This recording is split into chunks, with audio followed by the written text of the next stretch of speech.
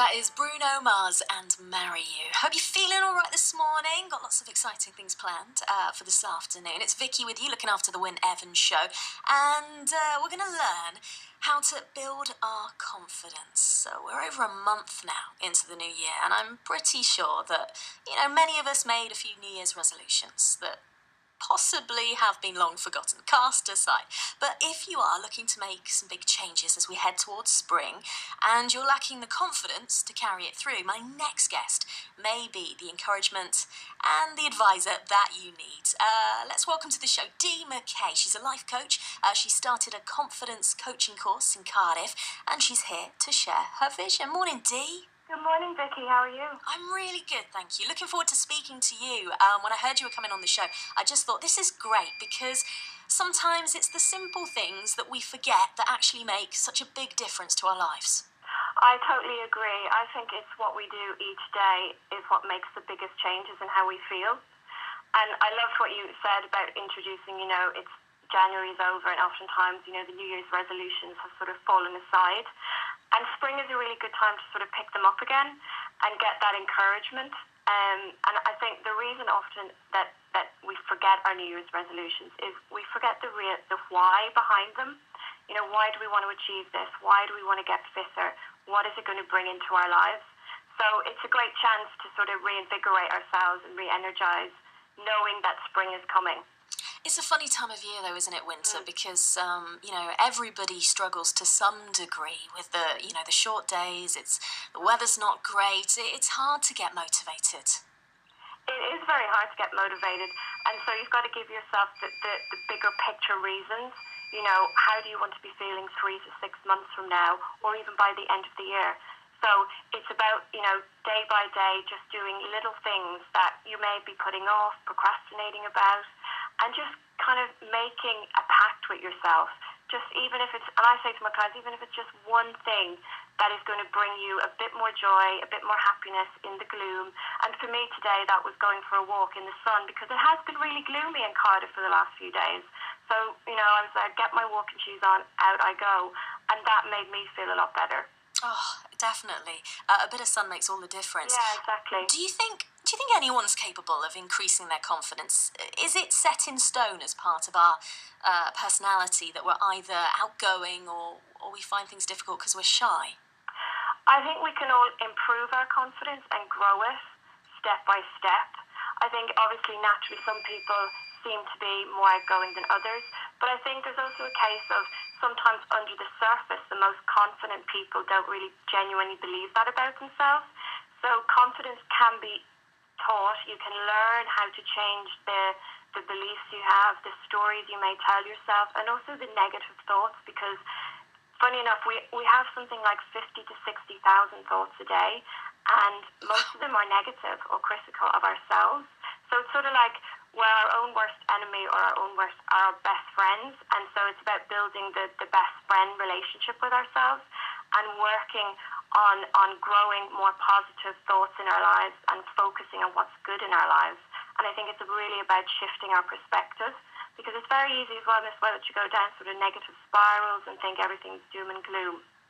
It's interesting what you're saying there about so many thoughts, and it's the same with comments as well. If someone pays you a compliment, you almost kind of cast it aside as, oh, well, they're just being nice. But if someone says something horrible, you'll fixate on that for days, weeks, maybe even months. How much do you think that work has an impact on confidence? Because I'm guessing that, if you're stressed at work, it's a busy time, that maybe that takes over and negativity creeps in that way. Work can be a huge factor because, if you have a sense of overwhelm, if you're, and obviously our lives are really busy, aren't they? We're stressed, we're juggling so many things. So this sense of overwhelm creeps in, and that can really, really, destroy confidence and certainly lessen it. And confidence is a funny thing because we can feel confident and then something can come along and we can lose it. So the fundamental basis of, say, the course I'm doing is about teaching people to have this solid foundation within themselves. And confidence is an umbrella word for things like self-worth, how we truly feel about ourselves, our value, what we offer, the things we can do. So So that's why I believe we can grow confidence. We can turn around negative thoughts that we think about ourselves. And by getting some structures into place and boundaries, particularly around work, because what I find is a lot of people, their work lives are spilling into their personal lives and their family time. And this doesn't help you feel good, because I think the most important thing we want to feel every day is good and sort of uplifted and be bringing good stuff into our lives. It's about bringing that balance. Dee, Yeah. stay there. We're going to get your top 5 tips in just a bit on how to take the first steps in becoming more confident, and also find out how long it takes to change our mindset after Bruce Springsteen now. Larry is joined by comedian and mental health campaigner Ruby Wax, who's going to be chatting about why we're a frazzled nation. And we're kind of touching on that a little bit in our How to Build Our Confidence with Dee McKay, who's a life coach and runs a course in Cardiff, a confidence coaching course. Now, Dee, we asked you to come up with your top 5 tips for becoming more confident. I know it must be really hard to sort of, pinpoint those small things that make a big difference. But what can we start with? What's at number 5? What's at number 5? Well, I mean, the first thing that comes to mind is get clear about what confidence means to you. What would it mean if you were really confident? What would you be looking like? How would you be standing or walking? What energy would you be giving off? So it's about connecting to what confidence truly means for you as an individual. And then once you've kind of, or even remembered a time when you were confident, because we've all had times in our lives where we felt really confident, things were going well, we felt in control, calm, and it's about reconnecting back to that time or that person you were, and knowing that it's still in you and you can bring it back out. And so what simple changes could you make today to start bringing more of that confident woman or that confident man back into your life now? And, sorry, just a question off that. What if your confidence, you think back to a period in your life, and what if it's tied to another person, maybe a relationship that you were in but you're not in now? That must be pretty tricky to sort of renegotiate how you felt and what made you that person.